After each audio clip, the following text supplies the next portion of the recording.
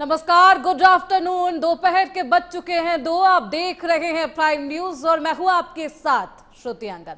वक्त है ground zero का, जहां खबरों के बारे में तमाम जानकारी और बेहद सटीक जानकारी हमारे संवाददाता सीधे ग्राउंड जीरो से आप तक पहुंचाते हैं। तो 4 प्रमुख खबरों की बात कर लेते हैं जिसके बारे में आपको सटीक और सही जानकारी दी जाएगी। सबसे पहली खबर, असम में प्रधानमंत्री मोदी पहुंचते हैं और हुंकार भरी जाती है। किस तरीके से उन्होंने विपक्षी पार्टियों पर निशाना साधा है, क्या कुछ सौगात असम वासियों के लिए, बताएंगे आपको, बेहद सटीक जानकारी देंगे। दूसरी बेहद अहम खबर, वांगचुक को एनएसए से राहत मिल गई है। हालांकि किन शर्तों पर यह राहत दी गई है बताएंगे आपको विस्तार से। बिहार के मुख्यमंत्री फेस पर सस्पेंस लगातार बरकरार है और ये तीसरी बेहद अहम खबर इसलिए भी है क्योंकि अब इतने सालों बाद, कम से कम 2 दशक बाद, नीतीश कुमार मुख्यमंत्री नहीं होंगे। कौन होगा मुख्यमंत्री बिहार का, यही एक सवाल है और सवाल बरकरार है। लेकिन कौन कौन से नाम, दावेदारों की एक लंबी लिस्ट है। फहरिस्त में कौन सा वो नाम है, कौन सा वो चेहरा है जो सबसे आगे है, आपको विस्तार से इसकी जानकारी देंगे। और तीसरी बेहद अहम खबर आपकी रसोई की, एलपीजी की कालाबाजारी कार्रवाई लगातार जारी है। और देखिए, एलपीजी की किल्लत को लेकर त्राहिमाम है। सरकार दावा कर रही है स्टॉक है, लेकिन एक लंबी कतार आपको नजर आ रही होगी। ये लंबी कतार को लेकर ही विपक्ष सरकार को विफल बता रहा। इन्हीं तमाम खबरों पर करेंगे चर्चा, सटीक जानकारी देंगे आपको ग्राउंड जीरो में। सबसे पहले बात करते हैं सबसे पहली खबर की। प्रधानमंत्री नरेंद्र मोदी ने असम को विकास की एक नई सौगात दी है। पीएम मोदी ने राज्य में 47,600 करोड़ रुपए की विभिन्न विकास परियोजनाओं का शिलान्यास कर दिया है, उद्घाटन किया है। इस दौरान उन्होंने सिलचर में नॉर्थ ईस्ट के पहले greenfield 4 lane high speed Shillong Silchar corridor और असम माला 3.0 जैसी महत्वपूर्ण परियोजनाओं की नींव रखी। विकास कार्यों की बात करें तो विकास कार्यों के साथ साथ पीएम मोदी ने विपक्ष पर भी जमकर निशाना साधा। पिछली सरकारों के दौर को याद करवाया और कांग्रेस पर बेहद तीखा हमला बोला। उन्होंने कहा कि उत्तर पूर्व का विकास अब सरकार की सर्वोच्च प्राथमिकता है।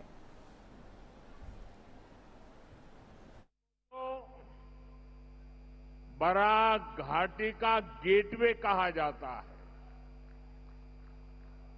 ये वो जगह है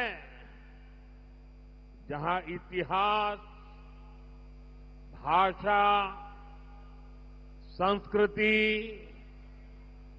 और उद्यम ने मिलकर अपनी एक विशेष पहचान बनाई है। यहां बांग्ला बोली जाती है, असमिया की गूंज सुनाई देती है और अन्य जनजातीय परंपराएं भी फूलती फलती है। यहां इतनी विविधता को अपनी ताकत बनाकर आप सभी भाईचारे के साथ, सद्भाव के साथ इस पूरे क्षेत्र का विकास कर रहे हैं। ये बराक वैली का बहुत बड़ा सामर्थ्य है। आजादी के अनेक दशकों तक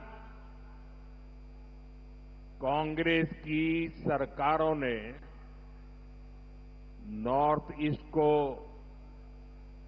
दिल्ली से और दिल से, दोनों से ही दूर रखा। कांग्रेस ने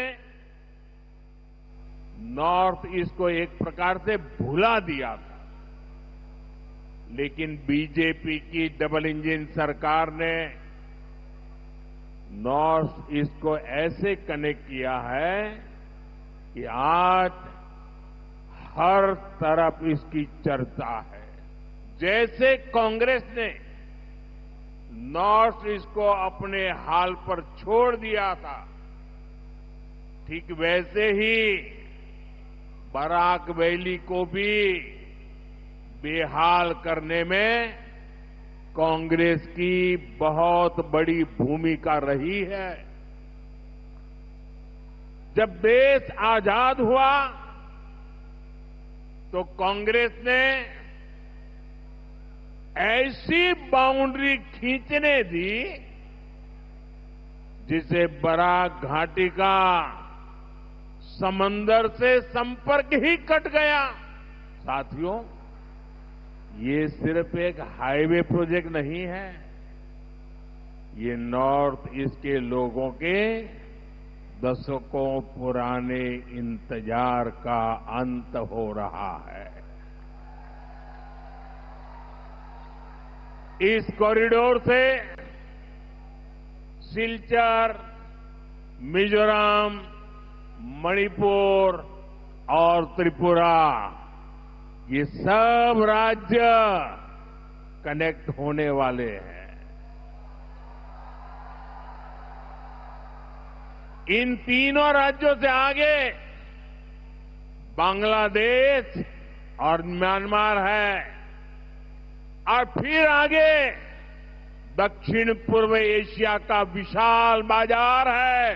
बराक वैली के किसानों और यहां के चाय बागानों में काम करने वाले श्रमिकों का असम के विकास में बहुत बड़ा योगदान है। डबल इंजन सरकार किसानों के कल्याण के लिए निरंतर कदम उठा रही है। कल ही गुवाहाटी से मैंने पीएम किसान सम्मान निधि की अगली किस्त जारी की है।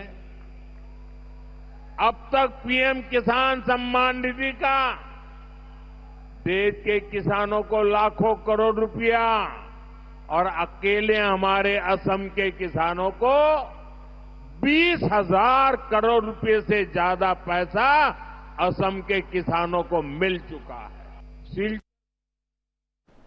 तो प्रधानमंत्री मोदी ने असम वासियों को किस तरीके से संबोधित किया, क्या कुछ ऐलान किया, वो आप सुन रहे थे।